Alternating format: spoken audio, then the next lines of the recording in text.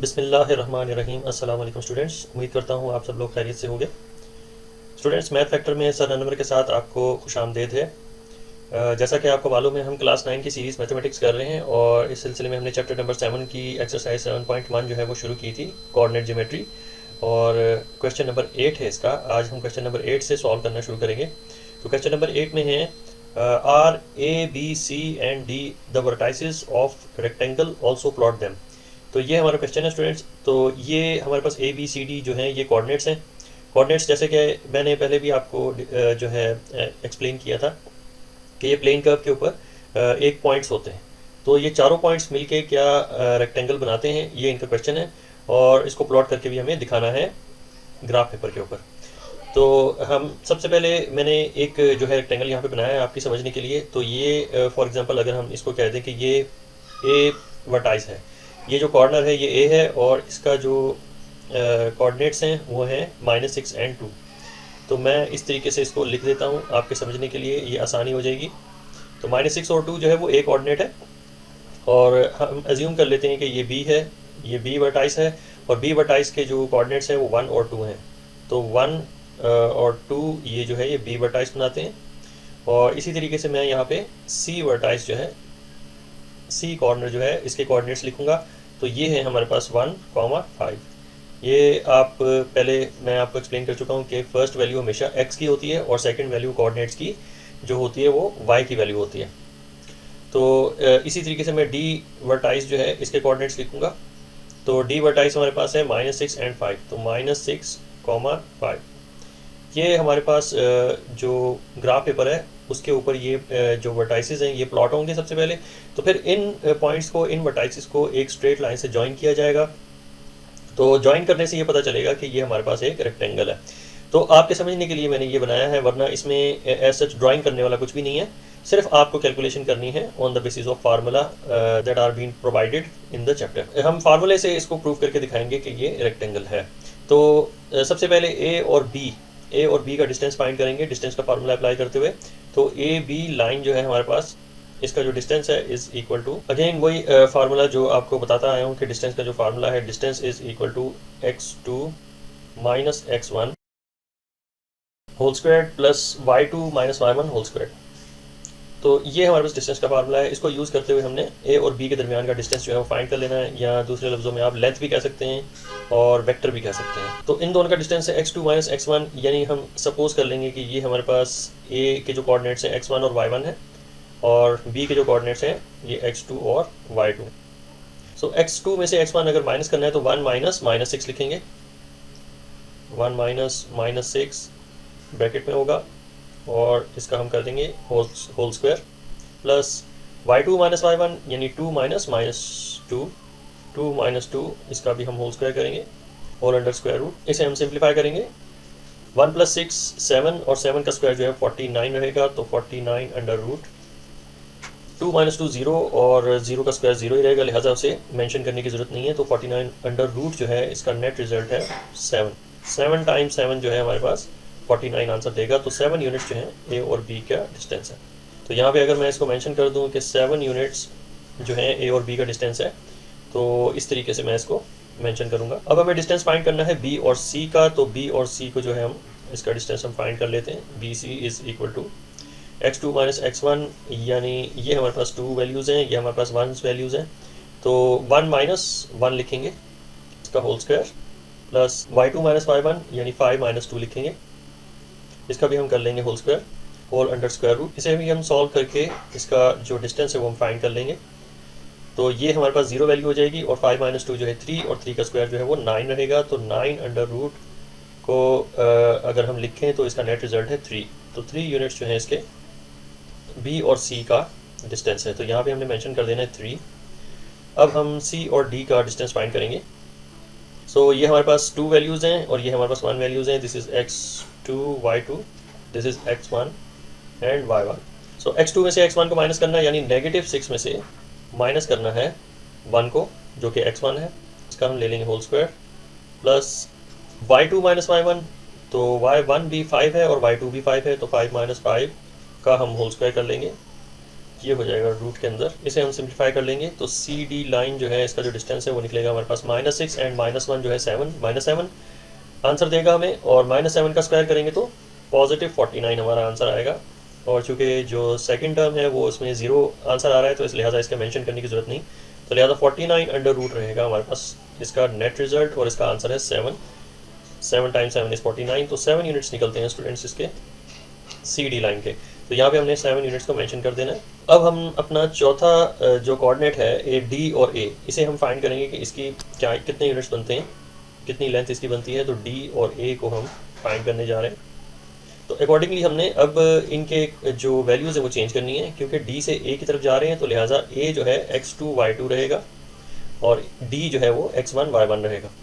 इस केस में जो है वो ये डी जो है x1 y1 हो जाएगा और ए जो है x2 y2 हो जाएगा। अब वैल्यूज़ प्लग इन करेंगे अपने डिस्टेंस के फार्मूले में, तो x2 - x1 यानी -6 माइनस, और यहाँ पे भी हमारे पास x1 में -6 है तो लिहाजा ब्रैकेट में इसको -6 लिखेंगे। इन सब का जो है हमने होल स्क्वायर ले लेना है, प्लस y2 - y1, y2 हमारे पास 2 है, माइनस y1 जो है हमारे पास 5 है, तो इसका भी हमने होल स्क्वायर ले लेना है, होल अंडर स्क्वायर रूट में रखेंगे इसे हम फर्दर सिंप्लीफाई कर लेते हैं और डी ए फाइंड कर लेते हैं। डी ए की जो लेंथ है इज़ इक्वल टू, ये हमारे पास जो फर्स्ट टर्म है ये 0 हो जाएगी क्योंकि ये +6 -6 से 0 हो जाएगा, तो इसे मेंशन करने की ज़रूरत नहीं। तो 2 - 5 इज़ -3, -3 का स्क्वायर जो है वो +9, +9 अंडर रूट जो है इसका नेट रिजल्ट है। तो इसका आंसर जो है वो 3 आएगा। तो 3 यूनिट्स जो हैं इसका डिस्टेंस है फ्रॉम डी टू ए। तो यहाँ पे हमने मेंशन कर देना है 3 यूनिट्स को। एक बार फिर से बताता चलूँ कि ये जो डायग्राम है ये ज़रूरी नहीं है, ये जस्ट आपकी इन्फॉर्मेशन के लिए, आपके कॉन्सेप्ट्स क्लियर करने के लिए है। सिर्फ आपको ये फार्मूला अप्लाई करते हुए इनके डिस्टेंसेस निकालने और प्रूफ करके दिखाने के ये रेक्टेंगल है। तो जैसा कि आपको ये दिख रहा है कि 7 यूनिट्स ए बी हैं और 7 यूनिट्स सी जो है हमारे पास सी डी हैं। तो ये 7 यूनिट्स ये दोनों ऑपोजिट साइड्स हैं। ये आप देख सकते हैं कि ए बी के ऑपोजिट जो है वो डी सी है और दोनों इक्वल है।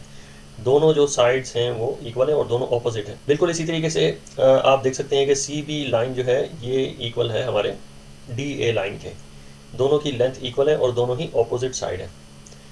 तो यहाँ पे हमने जो कैलकुलेट किया था 3 यूनिट्स बी सी, ये बी सी जो है वो डी ए के इक्वल है जो कि ऑपोजिट साइड्स हैं। तो इस तरीके स्टूडेंट्स हम इसको जो है प्रूव करके दिखाएंगे। लेकिन ऐसा भी हो सकता है कि ये पैरेललोग्राम हो, क्योंकि पैरेललोग्राम की भी यही प्रॉपर्टी होती है कि ऑपोजिट साइड इक्वल होती हैं और एक दूसरे के पैरेलल होती हैं। इसमें भी यही इस केस में भी ऐसा ही है कि जो ऑपोजिट साइड्स हैं वो इक्वल है, लेकिन हमें प्रूव करके दिखाना है कि ये रेक्टेंगल है या नहीं। तो रेक्टेंगल के लिए हम स्लोप का जो फार्मूला है वो यूज़ करेंगे। हमें ये प्रूव करके दिखाना है कि ये पैरेललोग्राम नहीं है, तो उसके लिए हमने स्लोप का फार्मूला यूज़ करना है। जैसे कि हम 5वीं 6ठी जमात में पढ़ चुके हैं कि ग्रेडियंट अगर फाइंड करना हो तो ग्रेडियंट का फार्मूला हमारे पास जो है लाइन के ग्रेडियंट का फार्मूला, हम उसको m से शो करते हैं ग्रेडियंट को या स्लोप को। इसे हम m से शो करते हैं और इसे हम स्लोप भी कहते हैं और इसे हम ग्रेडियंट भी कहते हैं। और इसका फार्मूला हमने पढ़ रखा है कि y2 - y1। तो y2 - y1 एक्चुअली एक स्ट्रेट लाइन है जो कि वर्टिकल लाइन होती है और ये वर्टिकल जो है कंपोनेंट होता है वेक्टर का वर्टिकल कंपोनेंट होता है, जिससे हमें y का पता चल जाता है। तो this divided by x2 - x1। अब इससे जो है x के वेक्टर का पता चलेगा अगर हम x2 में से x1 को माइनस करते हैं। तो हम जो है एडजेसेंट लाइन के स्लोप्स देखेंगे कि इसके स्लोप्स कैसे हैं, यानी सबसे पहले ए बी का स्लोप देखेंगे, फिर उसके बाद इसका एडजेसेंट लाइन जो है वो बी सी होती है। तो मैं इसे जो है लिख के जो है इसको रिप्रेजेंट कर सकता हूँ आपको कि यहाँ पे इस डायग्राम में, तो यहाँ पे स्टूडेंट्स हमें बताना है कि एडजेसेंट साइड्स जो हैं ये एक दूसरे के परपेंडिकुलर हैं। तो अगर स्ट्रेट लाइन एक दूसरे को इस तरीके से इंटरसेक्ट करें या बाइसेक्ट करें कि वो एक 90 डिग्री का एंगल बनाते हों, तो अगर 90 डिग्री का एंगल बनाते हैं इन दोनों का जो इंटरसेप्ट है, तो फिर इसका मतलब ये दोनों परपेंडिकुलर हैं टू ईच अदर। तो हमारी एडजेसेंट साइड इस फिगर में जो है वो ए बी और बी सी है।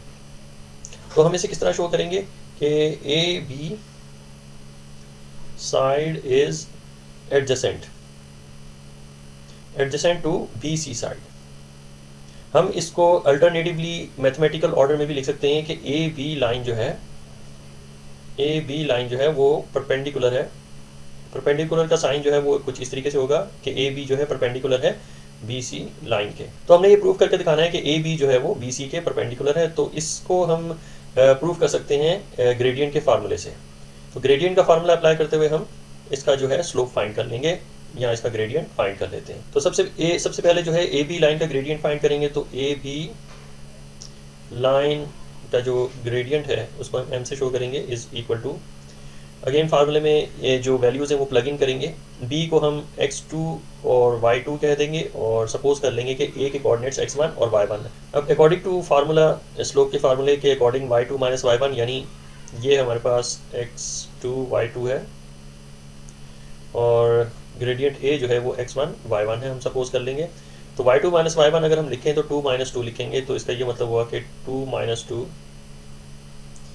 Divided by x2 minus x1 यानी 1 माइनस माइनस 6, 1 माइनस माइनस 6। तो ये हमारा जो है रेशो है दोनों कोऑर्डिनेट्स की x और y की। इसका आंसर आएगा हमारे पास न्यूमरेटर में तो 0 होगा और डिनोमिनेटर में 7। 1 प्लस 6 इज 7, तो इसका नेट रिजल्ट है 0। अब चलते हैं हम b और c की तरफ, इसका भी स्लोप हम फाइंड कर लेते हैं। तो gradient of b and c, तो अगेन ये फार्मूला यूज़ करेंगे y2 माइनस y1। हम सपोज कर लेंगे कि ये हमारे पास x2 y2 है और इसे हम यहाँ से इरेज करके x1 y1 कर लेंगे। ये हमारे पास x1 और y1, जबकि c कोऑर्डिनेट जो है वो x2 और y2 हो जाएगा। अब bc लाइन का ग्रेडियंट चूँकि हमने फाइंड करना है तो y2 माइनस y1 यानी 5 माइनस 2 लिखेंगे। So 5 minus 2 whole divided by x2 minus x1, तो 1 माइनस 1 लिखेंगे नीचे। तो ये है हमारे पास 1 माइनस 1। तो हमारे पास न्यूमरेटर में जो टर्म निकल के आ रही है वो है 3 और डिनोमिनेटर में 0। तो जैसा कि पहले भी हमने डिस्कस किया कई मरतबा मैंने अपने स्टूडेंट्स को कि डिनोमिनेटर में अगर 0 आ जाए तो वो मैथ एरर देता है। तो कैलकुलेटर पे अगर आप कोई फ्रैक्शन लिख रहे हैं और डिनोमिनेटर में 0 है तो कैलकुलेटर आपको आंसर करेगा कि ये मैथ एरर है। तो जो मैथ एरर होती है वो हमेशा अनडिफाइंड वैल्यू होती है। तो अनडिफाइंड वैल्यू को हम ऐसे साइन से, इस तरह के साइन से जो है हम डिनोट करते हैं या प्रेजेंट करते हैं। तो ये है अनडिफाइंड वैल्यू। तो अनडिफाइंड वैल्यू हमारे पास डिनोमिनेटर में 0 आ जाए तो पूरी की पूरी फ्रैक्शन या पूरी वैल्यू ही अनडिफाइंड हो जाती है और अनडिफाइंड को हम इस साइन से जो है शो करते हैं।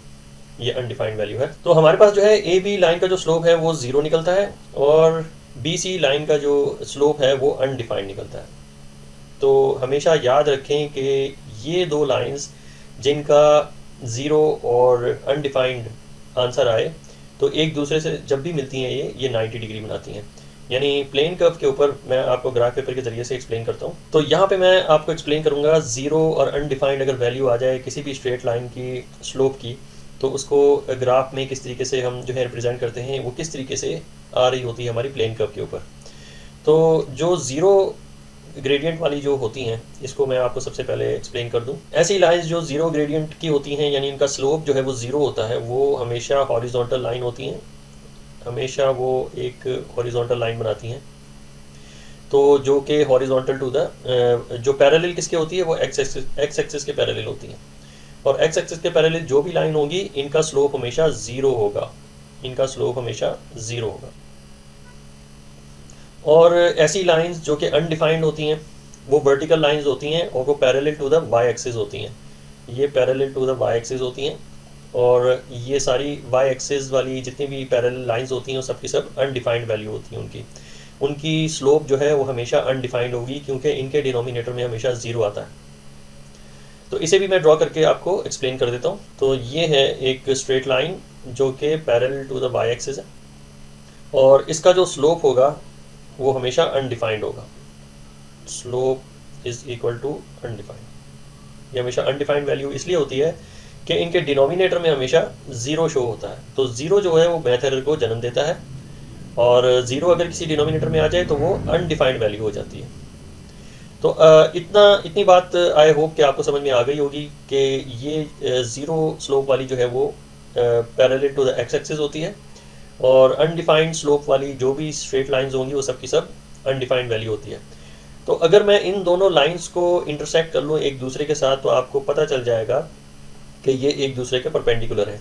इन दोनों को अगर मैं मिला दूँ तो ये एक दूसरे के परपेंडिकुलर बन जाएंगे। जैसा कि मैं अपनी इस लाइन को जो है अपनी ज़ीरो स्लोप वाली लाइन के साथ जो है वो मिला देता हूँ, तो यहाँ पे आपको इदराक हो जाएगा कि ये एक दूसरे के परपेंडिकुलर है और मिलने के बाद ये एक दूसरे का 90 डिग्री बनाते हैं। तो 90 डिग्री वाले ये जो है परपेंडिकुलर कंपोनेंट्स हैं। तो जिसकी स्लोप जीरो होती है वो हॉरिजॉन्टल और जिसकी स्लोप जो है वो अनडिफाइंड होती है वो एक वर्टिकल स्ट्रेट लाइन होती है। दोनों मिलके जो है वो 90 डिग्री बनाते हैं। तो अपने क्वेश्चन की तरफ चलते हैं कि हमारा जो स्लोप निकला है रेक्टेंगल का, अब आप देख सकते हैं कि यहाँ पे ये 90 डिग्री है, ये 90 डिग्री शो हो रहा है यहाँ पे। तो इससे प्रूव होता है कि जो हमारे पास ये रेक्टेंगल है ये एक पैरेललोग्राम नहीं है बल्कि एक रेक्टेंगल है। ये जो शेप है ये पैरेललोग्राम हरगिज़ नहीं है, ये एक जो है हमारे पास रेक्टेंगल है। अब बिल्कुल इसी तरीके से हमने जो है DC लाइन और DA लाइन का स्लोप जो है फाइंड कर लेना है। अब ये आप देख सकते हैं कि DC लाइन जो है बिल्कुल हॉरिजॉन्टल है और ये parallel to the x axis है, तो लिहाजा इसका जो स्लोप है वो ज़ीरो होगा। और जो DA लाइन है ये बिल्कुल वर्टिकल लाइन है और parallel to the y axis है, तो लिहाजा इसका स्लोप जो है वो अनडिफाइंड होगा। तो ये दोनों जहाँ पे एक दूसरे से मिलते हैं वो 90 डिग्री का एंगल बनाते हैं। तो 90 डिग्री का कोई भी एंगल बनेगा तो वो एक परपेंडिकुलर कंपोनेंट हो जाएंगे, एक दूसरे के परपेंडिकुलर कंपोनेंट हो जाएंगे। तो अब आप देख सकते हैं कि पैरेललोग्राम में कभी भी 90 डिग्री इंटीरियर एंगल में नहीं आता, हमेशा 90 डिग्री हमेशा जो है वो 90 डिग्री से डिफरेंट होता है। अब चूंकि ये दोनों तरफ 90 डिग्री आ रहा है और तो लिहाजा ये A वर्टाइस के ऊपर भी 90 डिग्री होगा और C वर्टाइस के ऊपर भी 90 डिग्री होगा। तो इस तरीके से आपने प्रूव करके दिखाना है कि ये एक रेक्टेंगल है, पैरेललोग्राम नहीं है। तो अपने नेक्स्ट पार्ट की तरफ चलते हैं और AB लाइन और BC लाइन का तो हमने फाइंड कर लिया कि ये एक दूसरे के परपेंडिकुलर है, क्योंकि एक का आंसर जो है वो ज़ीरो आता है, दूसरे का आंसर जो है वो उसका स्लोप जो है वो अनडिफाइंड वैल्यू निकलती है। तो दोनों को मिलाया जाए तो ये एक परपेंडिकुलर कंपोनेंट बनता है।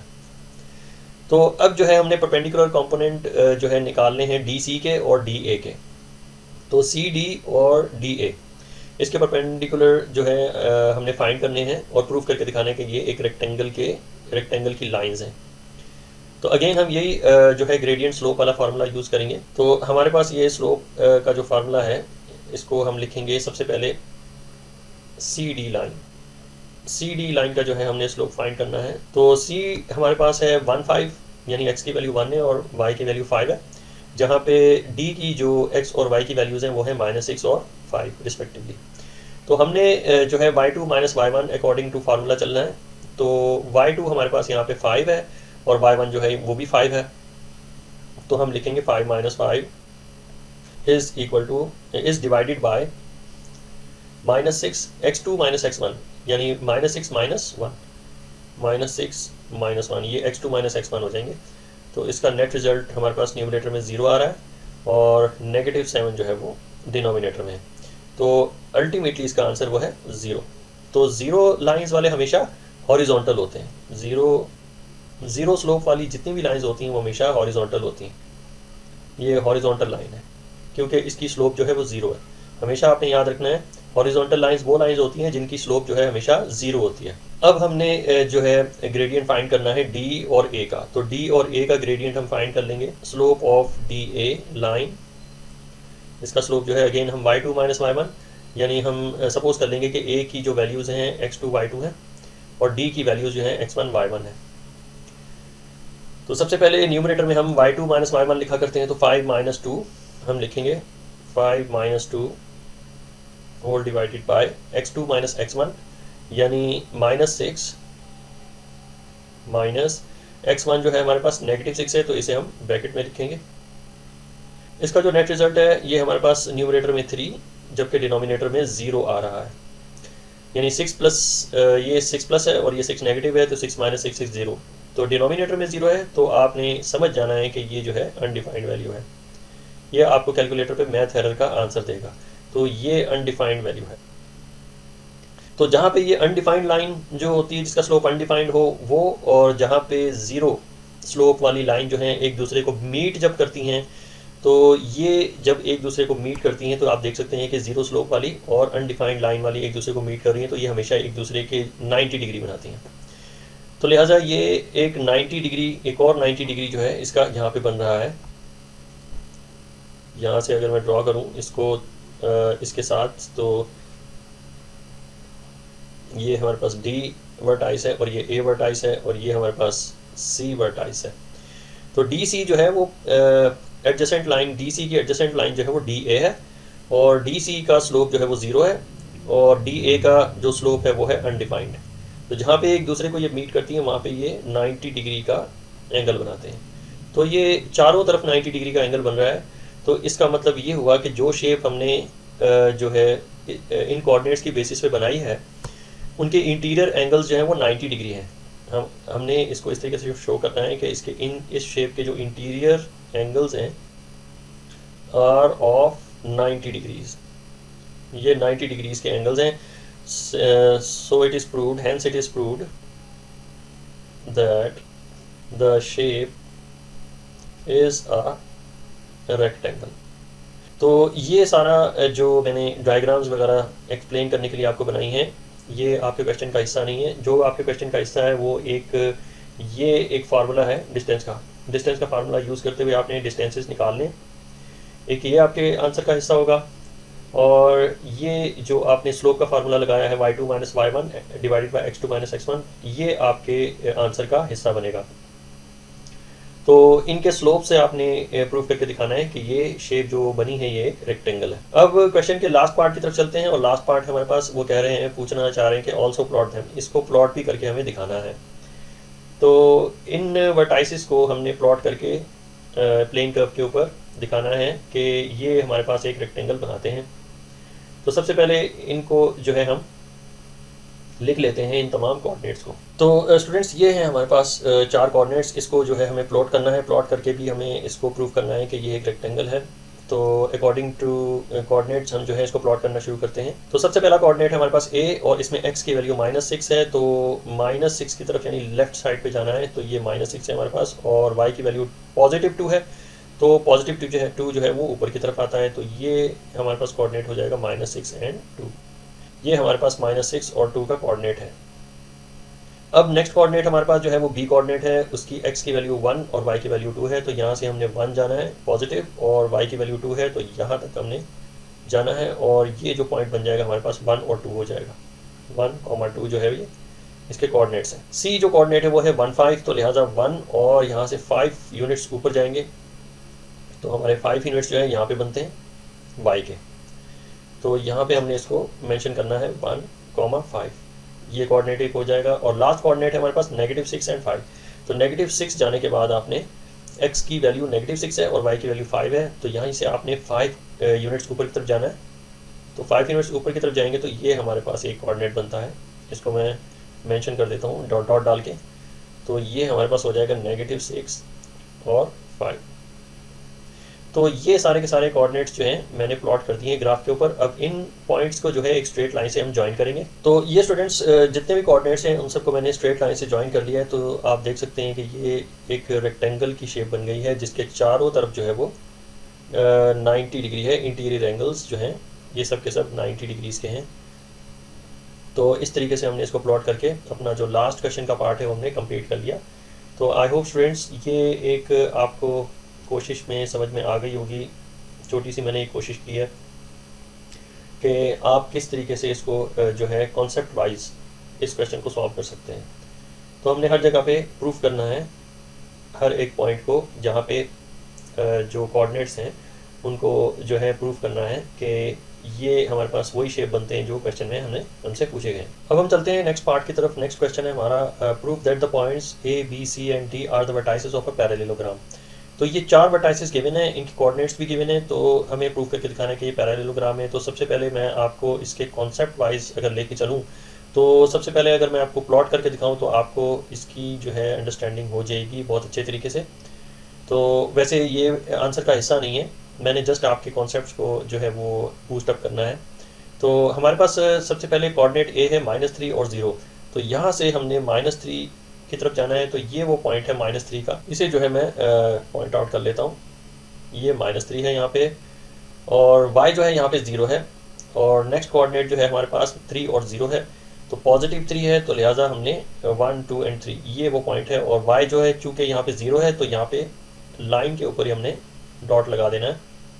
ये दूसरा कोऑर्डिनेट है, और यहाँ पे हमने इसको मेंशन करना है कि ये a कोऑर्डिनेट जो है ये -3 और 0 है, -3 एंड 0। और जो नेक्स्ट कोऑर्डिनेट है ये हमारे पास जो है ये वाला कोऑर्डिनेट जो है 3 एंड 0 हो जाएगा। ये b कोऑर्डिनेट है, ये हमारे पास 3, 0।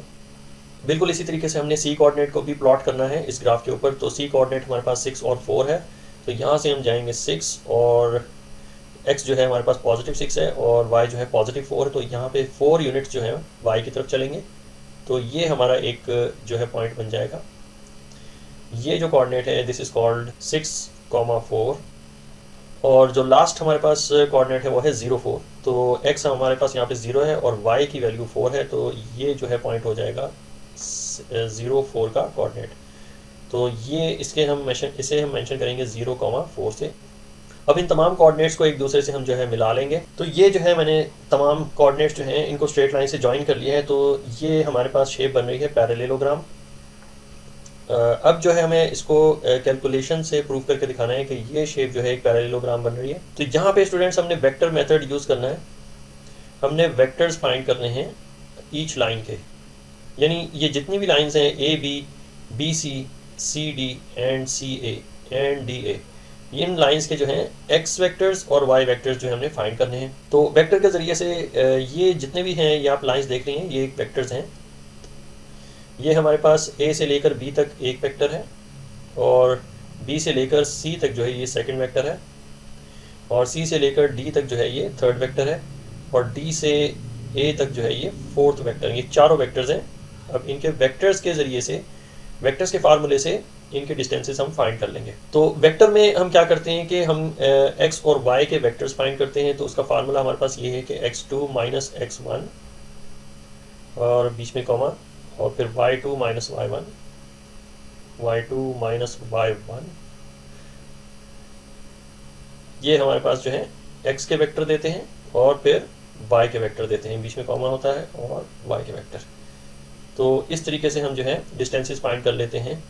और पैरेललोग्राम का भी यही प्रॉपर्टी होती है कि इसके ऑपोजिट साइड्स की जो लेंथ है वो सेम होती है।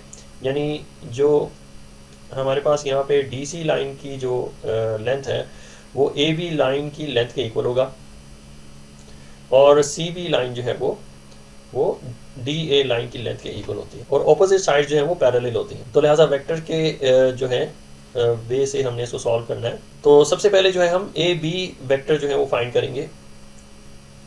AB में जो है x वेक्टर क्या है और y वेक्टर क्या है वो हम फाइंड करने जा रहे हैं। तो वेक्टर को हमेशा हमने एरो से शो करना है। तो ये है equal to x2 minus x1।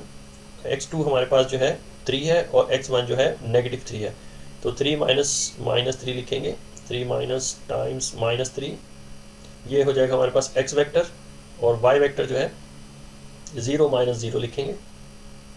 तो इसका जो नेट रिजल्ट है हमारे पास x आ रहा है 3 + 3 = 6 और 0। ये हमारे पास जो है x वेक्टर है और y वेक्टर है। अब चलते हैं अपने नेक्स्ट लाइन की तरफ। तो इसके ऑपोजिट जो लाइन है वो है CD। अब CD का वेक्टर जो है हम फाइंड करने जा रहे हैं जो AB के ऑपोजिट है। तो CD वेक्टर में x और y के वेक्टर्स हमने फाइंड करने। तो D जो है हम सपोज कर लेंगे कि x2 y2 एंड C जो है वो x1 y1 है। तो according to formula x2 minus x1 यानी 0 माइनस 6 लिखेंगे। तो 0 माइनस 6 ये हमारे पास x वेक्टर निकल के आएगा और 4 माइनस 4 जो है वो y वेक्टर हमारे पास निकल के आएगा। तो x का आंसर जो है वो -6 है और y जो है वो हमारे पास 0 है। अब चलते हैं अपने नेक्स्ट 2 लाइंस की तरफ जो एक दूसरे के ऑपोजिट हैं, यानी BC ऑपोजिट है DA के। तो सबसे पहले BC के वेक्टर्स फाइंड करेंगे। BC लाइन के जो वेक्टर्स हैं वो हमने फाइंड करने हैं। तो हम जो है सपोज कर लेंगे जो C के कोऑर्डिनेट्स हैं वो x2 y2 हैं। तो लिहाजा अकॉर्डिंग टू फार्मूला हम x2 माइनस x1 करेंगे यानी 6 माइनस 3। तो 6 माइनस 3 कॉमा और फिर y2 माइनस y1 यानी 4 माइनस 0 हम लिखेंगे, 4 माइनस 0। तो इसके जो x वेक्टर है वो है 6 माइनस 3 = 3। ये हमारे पास x वेक्टर है और 4 जो है हमारे पास y वेक्टर निकल के आएगा। तो थोड़ा सा मैं आपको दोबारा से एक चीज़ बता दूं कि ये एक्स वेक्टर क्या है और वाई वेक्टर क्या है। एक कॉन्सेप्ट वाइज अगर मैं आपको लेके चलूँ तो ये एक बी से लेकर सी तक एक वेक्टर है। हमने इसको डिवाइड कर दिया है इन टर्म्स ऑफ हॉरिजॉन्टल और वर्टिकल कंपोनेंट्स। तो ये जो है इसके वर्टिकल कंपोनेंट होंगे, मैं इसको जाहिर कर देता हूँ डॉटेड लाइन से। ये इसका वर्टिकल कंपोनेंट है, यानी ये वर्टिकल वेक्टर है, और हॉरिजॉन्टल वेक्टर जो है ये हमारे पास यहाँ पे ये हो जाएगा। तो हमने बी सी वेक्टर को दो हिस्सों में तकसीम कर दिया, एक हॉरिजॉन्टल में जो कि एक्स एक्सिस के पैरेलल है, और एक वर्टिकल कंपोनेंट में जो कि वाई एक्सिस के पैरेलल है। तो ये जो कंपोनेंट्स हैं एक्स और वाई के, अगर ये इक्वल हो ए और डी वेक्टर के परपेंडिकुलर कंपोनेंट के, तो फिर इसका ये मतलब है कि ये दोनों जो लाइंस हैं वो सेम है। तो यहाँ पे भी हम वही काम कर रहे हैं जो ये मैंने आपको थोड़ा सा जो है कॉन्सेप्ट दिया है, ये वही चीज़ है जो मैंने आपको यहाँ पे करके दिखा रहा हूँ, जो कैलकुलेट कर रहे हैं हम। तो अब जो है हम इसके ऑपोजिट लाइन यानी बी सी के ऑपोजिट जो है वो डी ए लाइन है, तो इसका भी हम वेक्टर फाइंड कर लेंगे। तो डी ए लाइन के जो वेक्टर्स हैं वो होंगे y2 माइनस y1। तो हम सपोज कर लेंगे कि जो ए के कोऑर्डिनेट्स है वो x2 y2 हैं। तो x2 हमारे पास -3 है और x1 जो है हमारे पास 0 है। तो -3 -0, फिर y2 माइनस y1 लिखेंगे तो यानी 0 -4 लिखेंगे, तो 0 -4।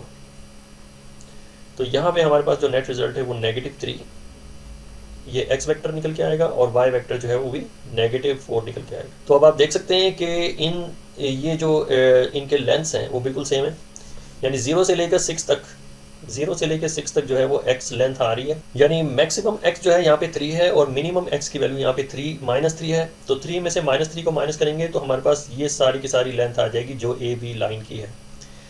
ये लेंथ जो है इक्वल है हमारे पास डी सी लाइन के। तो डी सी लाइन को कैसे हमने प्रूव किया कि सी डी लाइन, यानी इसमें से हमने क्या किया कि x की वैल्यू को x में से माइनस किया, यानी मैक्सिमम x की वैल्यू 6 है, मिनिमम x की वैल्यू 0 है, तो 6 - 0 इज 6। तो इसकी भी जो डायमेंशन है 6 है और इसकी भी जो लेंथ है वो भी 6 है ए बी लाइन की। तो लिहाजा दोनों की डिस्टेंस जो है वो सेम है, तो लिहाजा हमने माइनस को इग्नोर करना है, माइनस को हमने जो है कंसिडर नहीं करना। हमने ये देखना है कि x की जो लेंथ है, x वेक्टर की जो लेंथ है वो सेम है। बिल्कुल इसी तरीके से y की लेंथ भी बिल्कुल सेम है, 0 0 आ रही है। और इसी तरीके से अगर हम बी सी को डी ए से कंपेयर करें, ये ऑपोजिट साइड्स हैं पैरेललोग्राम के, तो उनकी भी साइड्स जो हैं वो सेम है, यानी 3x की वैल्यू है तो -3, 0 से लेके -3 तक वो भी 3 यूनिट्स बनते हैं, और 0 से लेके 3 यूनिट्स अगर हम पॉजिटिव में जाएं तो वो भी 3 यूनिट्स बनते हैं। तो दोनों की डायमेंशन सेम है, दोनों वेक्टर्स यानी x वेक्टर्स की डायमेंशन सेम है। लिहाजा दूसरी जगह पे अगर हम देखें दूसरे हैंड पे, तो ये हमारे पास y की वैल्यू 4 है, 0 से लेके 4 तक एक लेंथ है, और 0 से लेके -4 तक एक लेंथ है। तो दोनों लेंथ जो है वो सेम है। तो लेंथ वाइज अगर हम देख रहे हैं तो ये बिल्कुल सेम यूनिट्स निकल रहे हैं, तो इन दोनों की लेंथ जो है बिल्कुल सेम है। तो इस तरीके से हमने प्रूव करके दिखाना है कि ये जो पैरेललोग्राम है इनकी ऑपोजिट साइड्स की जो लेंथ्स हैं वो बिल्कुल सेम है। तो अब जो है सेकंड दूसरा मरहला ये है कि क्या ये पैरेललोग्राम बनता है। तो इसकी जो है हम चेक करेंगे कि ये एक दूसरे के पैरेलल हैं कि नहीं। अगर ऑपोजिट साइड्स पैरेलल होंगी तो ये पैरेललोग्राम होगा। तो इसका टेस्ट करने का एक तरीका ये है कि इन दोनों साइड्स को, यानी ए बी और सी डी साइड्स को, ए बी लाइन जो है